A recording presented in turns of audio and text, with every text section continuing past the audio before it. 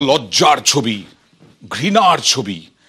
যে মানুষটি বাংলাদেশের জন্য লড়াই করেছিলেন মুক্তিযুদ্ধে, যে মানুষটি জয় এনে দিয়েছিলেন, বাংলাদেশের স্বাধীনতা এনে দিয়েছিলেন, সেই মানুষকে জুতোর মালা পরানো হলো। মুক্তিযোদ্ধা। এই মুহূর্তে যে ছবি দেখছেন সে ছবি ভয়ঙ্কর লজ্জার। একটা ভাষার ভিত্তিতে, বাংলা ভাষার ভিত্তিতে একটা দেশ, সেই দেশের মুক্তিযোদ্ধার গলায় মালা পরানো হচ্ছে জুতোর। এই হচ্ছে এখনকার পরিস্থিতি বাংলাদেশের। কুমিল্লায় দেখুন,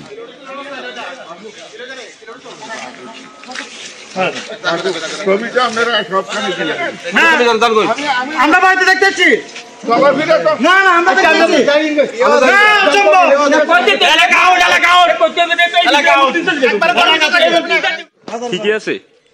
আর বারবার সংখ্যালঘুদের উপর অত্যাচারের কথা বলা হয়।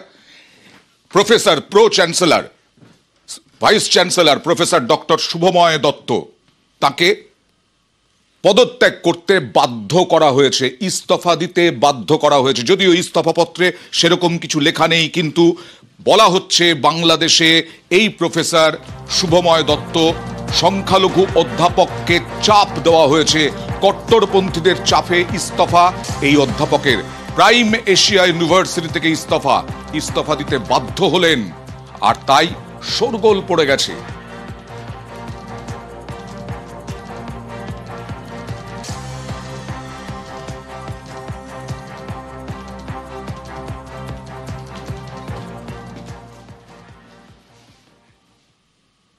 ঘরে বাইরে সাঁড়াশি চাপ। তারপরেও মোহাম্মদ ইউনূস বলছেন বাংলাদেশে মৌলবাদের কোনো জায়গা নেই, এবং যে যুবরা বাংলাদেশে আওয়ামী লীগকে পতন করেছে সেই যুবদের প্রশংসা করছে না। আর আওয়ামী লীগের তো নেই, মৌলবাদেরও নাকি জায়গা নেই। কি বলছেন ইউনূস, শুনুন। Islamic extremism coming back in Bangladesh. Tell us what your take is on that. How can you reassure people that that problem won't return? I can assure you that's not taking place at all. These are very enthusiastic young people. They are very neutral about their religion. They want to create a new Bangladesh. Young people can change the whole world. It's not about changing one country or the other country. What Bangladesh has done is one example how powerful this young generation is. এর আগেও হাসিনাকে চেয়েছিল বাংলাদেশ, আবার ভারতকে চিঠি দিল বাংলাদেশ হাসিনাকে চেয়ে। শেখ হাসিনা প্রাক্তন প্রধানমন্ত্রী, আওয়ামী লীগের প্রধান, তাকে চেয়ে আবার চিঠি দিল ভারত সরকারকে, চিঠি দিল ইউনূস সরকার। শেখ হাসিনাকে ফেরত চেয়ে চিঠি বাংলাদেশের স্বরাষ্ট্র উপদেষ্টার, হাসিনাকে বাংলাদেশে ফেরত পাঠাতে অনুরোধ। আমাদের চিঠি অলরেডি চলে গেছে ওনার এক্সট্রাডিশন করার জন্য, এটা প্রক্রিয়াধীন আছে। আমাদের সাথে তো ওনাদের এক্সট্রাডিশন ট্রিটি একটা আছেই, ওই প্রক্রিয়া হবে, ওই চুক্তি অনুযায়ী হবে।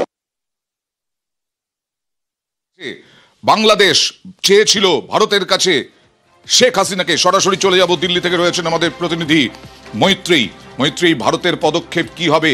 এর আগে ভারত জানিয়ে দিয়েছিল যে কোনো প্রতিবেশী দেশের কোন নেতা যদি আশ্রয় চান, রাজনৈতিক আশ্রয় চান, নীতিগতভাবে তারা দিতে বাধ্য। এবার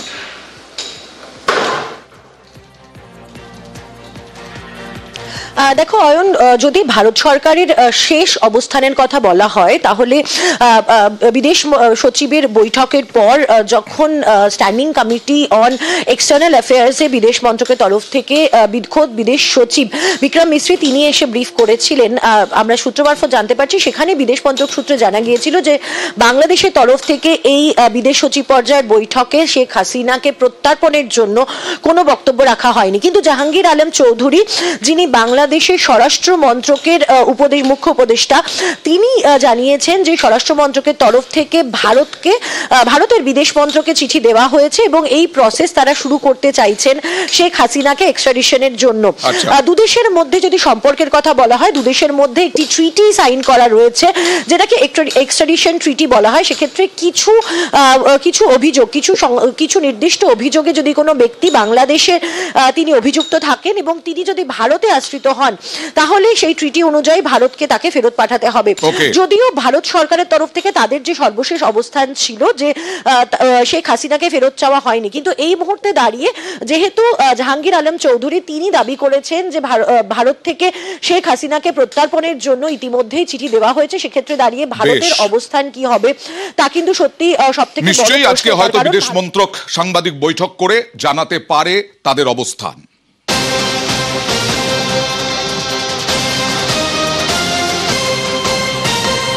আর হাসিনাকে কোণঠাসা করতে মরিয়া ইউনূস সরকার। জুলাই মাসে যে আন্দোলন, সেই আন্দোলনে বহু মানুষ খুন হয়েছেন, সেই খুনের মামলা যেমন দেওয়া হয়েছে হাসিনার বিরুদ্ধে, এবার দুর্নীতির মামলা, দুর্নীতির তদন্ত শুরু করলো। রূপপুর পরমাণু বিদ্যুৎ প্রকল্পে দুর্নীতির অভিযোগ। কি অভিযোগ, কি তদন্ত, সরাসরি চলে যাব প্রতিনিধি মৈত্রেয়ীর কাছে। মৈত্রেয়ী,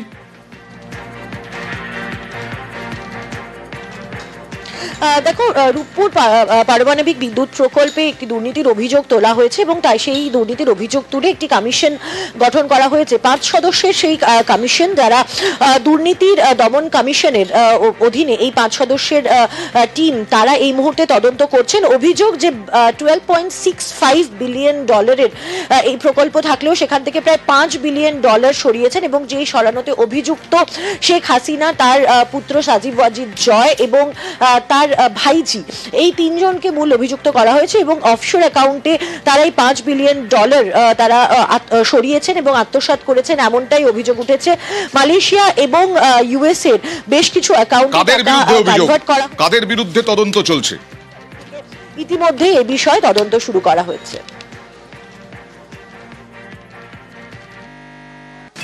মৈত্রেয়ী, কার কার বিরুদ্ধে অভিযোগ? প্রশ্নটা যদি আরেকবার করো।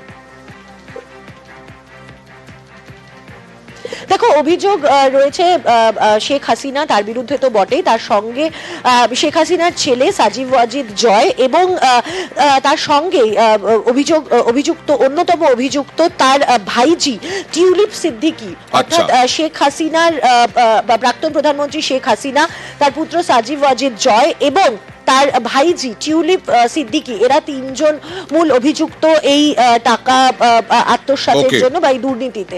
বেশ। আর বাংলাদেশে বাড়ছে ভারত বিদ্বেষ, বাংলাদেশে ভারত বিদ্বেষ বাড়ছে। বাংলাদেশের বিভিন্ন জায়গাতে সংখ্যালঘুদের ওপর, ভারতীয়দের ওপরে অত্যাচার হচ্ছে, আর সীমান্ত পারাপার নিয়ে উদ্বেগ গোয়েন্দাদের। তার সঙ্গে প্রমাণ মিলছে, বলা হচ্ছে গোয়েন্দা বাহিনীর পক্ষ থেকে, যে বেশ কয়েকজন জঙ্গিকে ইতিমধ্যেই গ্রেফতার করা হয়েছে। ওরা আমাদের দিকে দৃষ্টি দিবে, আমরা চিকেন নেক কেটে 7 সিস্টার আলাদা করে দিব। সরকার সিদ্ধান্ত নিছে, কাজ শুরু করতেছে। একদিকে ভারত বিদ্বেষ, অন্যদিকে পুরনো শত্রুতা ভুলে পাকিস্তান প্রেমের বাড়বাড়ন্ত। এতেই সিঁদুরে মেঘ দেখছেন ভারতের গোয়েন্দারা। কারণ পাক গুপ্তচর সংস্থা আইএসআই যত সক্রিয় হবে, তত উদ্বেগ বাড়বে ভারতের। তাহলে কি ভারতের জঙ্গি হামলার আশঙ্কা বাড়ছে? ফের কি জাল নোটের রমরমা ফিরতে চলেছে? বাংলার মাটি ব্যবহারে কি সক্রিয় জঙ্গি গোষ্ঠীগুলি? একের পর এক জঙ্গি ধরা পড়ায় এই নিয়ে উদ্বেগে ভারতীয় গোয়েন্দারা। শনিবার ক্যানিং থেকে গ্রেপ্তার কাশ্মীরি জঙ্গি। বৃহস্পতিবার মুর্শিদাবাদ থেকে ধৃত 2 এবিটি জঙ্গি। অগাস্টে বাংলাদেশে পালাবদল, তারপরেই ছবিটা বদলাচ্ছে। ইতিমধ্যে একাধিক কট্টরপন্থীকে বাংলাদেশের জেল থেকে ছিনিয়ে নিয়েছে জামাত। পদ্মাপাড়ে পালাবদলের পর ছাড়া পায় আনসারুল্লাহ বাংলা টিমের প্রধান জসিমউদ্দিন রহমানি। এই রহমানির নির্দেশেই মুর্শিদাবাদ সীমান্ত পেরিয়ে বাংলায় ঢুকে এবিটি জঙ্গি মোহাম্মদ সাদ রাডি ওরফে সাব শেখ। তাকে সম্প্রতি কেরল থেকে গ্রেপ্তার করে পুলিশ। এই এবিটির টার্গেট ছিল চিকেন স্নেক।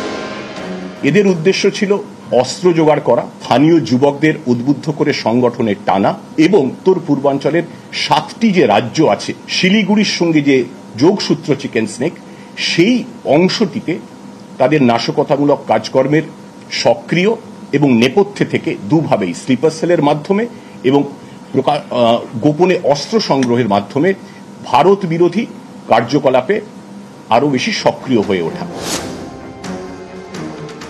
ওরা আমাদের দিকে দৃষ্টি দিবে, আমরা চিকেন নেক কেটে 7 সিস্টার আলাদা করে দিব। সরকার সিদ্ধান্ত নিছে, কাজ শুরু করতেছে।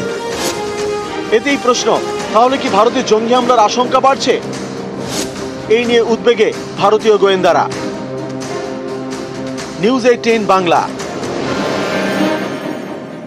চিকেন স্নেক যে জঙ্গিদের টার্গেট তা এই ধর্মীয় প্রচারকের কথাতেই পরিষ্কার। ক্ষমতা থাকুক না থাকুক, হম্বিতম্বি আর ফাঁকা বুলিতে এখন সরগরম বাংলাদেশ। আমাদের বিদ্রোহ ছিল, ওরা আমাদের দিকে দৃষ্টি দিবে, আমরা চিকেন নেক কেটে। বাংলাদেশ থেকে হাপা হুঙ্কার আর থামছে না, বারবার শুধু হাস্যকর হুমকি। ওরা আমাদের দিকে দৃষ্টি দিবে, আমরা চিকেন নেক কেটে 7 সিস্টার আলাদা করে দিব। সরকার সিদ্ধান্ত নিছে, কাজ শুরু করতেছে। হিন্দুস্তানের উগ্রবাদী হিন্দুত্ববাদীরা মনে রেখো, বাংলাদেশকে সিকিমের মতো দুর্বল মনে করো না। আমার বাংলাদেশের সবুজ লাল পতাকার দিকে কুদৃষ্টি দিলে চক্ষু কেড়ে নেওয়া হবে। এপারে আমরা শক্তিশালী, আমাদের সেনাবাহিনী শক্তিশালী, আমাদের স্টেটের পুলিশ শক্তিশালী। সে চায়না তাকাক আর পাকিস্তান তাকাক আর বাংলাদেশের এখন যারা এসছে তাকাক, তাদের চোখ উপড়ে ফেলে দেওয়া হবে। একটি সার্বভৌম দেশের ভিতরে ঢুকে অন্য কোনো দেশ যুদ্ধ পরিস্থিতি ছাড়া কোনো কিছু করতে পারে না। হাতির 2 ধরনের দাঁত হয়, একটা দেখানোর, একটা খাবার। যা করার ভারত সরকার করছে, সমাজদারকে নিয়ে ইশারাই কাঁপিয়ে। অস্থির বাংলাদেশ, যেখানে সেখানে অশান্তি। এরই মাঝে বারবার বাংলাদেশ থেকে ধেয়ে আসছে হাস্যকর সব হুমকি, ভারতকে নিশানা করে। ভারতের যে government is a real suppressing government. ভারতে 140 কোটি লোকের মধ্যে 135 কোটি হচ্ছে দলিত, হরিজন, অচ্ছুত, মুসলমান এবং সাপ্রেসড 7 সিস্টার লোকজন। এদের মুক্তি দান করার জন্য আমরা যথেষ্ট। আমাদের দেশের সেনাবাহিনী এবং সৈনিকের সম্মুখ যুদ্ধে ভারতের মধ্যপায়ী এলজিবিটি সমাজের সৈনিকরা কখনও জয়লাভ করতে পারবে না। আমি বলে দিচ্ছি ভারতকে, যে ট্রেনিং আমরা নিয়েছি, আমাদের ট্রেনিং, আমাদের দক্ষতা ভারতের চেয়ে অনেক বেশি। আমরা যদি একবার সাহস করে আমার দেশকে যুদ্ধ করবে, আমরা বলে দিচ্ছি 4 দিনের মধ্যে আমরা কলকাতা দখল করে নেব। মোদী সাহেবকে বলবো, বাংলাদেশের বিরুদ্ধে অবস্থান গ্রহণ করেন না। বাংলাদেশের সাথে পাঙ্গা দিলে এটা খুব কস্টলি হবে। অ্যাটম বোমার ভয় দেখাইেন না, নিউক্লিয়ারের ভয় দেখাইেন না। আমাদের অনেক বন্ধু রাষ্ট্র আছে যাদের কাছে নিউক্লিয়ার বোম আছে এবং তারা দিতে রাজি হবে। সুতরাং আপনি ব্যবহার করবেন, আমরা এখানে কলা চষবো, এটা হবে না। এখান থেকেও নিউক্লিয়ার বোম লঞ্চ করা হবে। আমাদের দিকে সাম্প্রদায়িক সম্প্রীতি নষ্টের জন্য যদি আগুন তোলেন, বলে রাখি সেই আগুন কিন্তু আমরা কেটে দেব। রাফায়েল বিমানের ভয় দেখায়, আরে ভাড়া আছে কয়টা রাফায়েল বিমান? রাফায়েল বিমান নাকি বাংলাদেশে আসলে আমরা নাকি টয়লেট করব। তাহলে বোঝেন আমাদের টয়লেট করতে রাফায়েল বিমান লাগে। হাস্য করে আস্ফালন যেন আমার নামই নিচ্ছে না। এবার হুমকি ধর্মীয় প্রচারকে। ওরা আমাদের দিকে দৃষ্টি দিবে, আমরা চিকেন নেক কেটে 7 সিস্টার আলাদা করে দিব। সরকার সিদ্ধান্ত নিছে, কাজ শুরু করতেছে। নিউজ 18 বাংলা।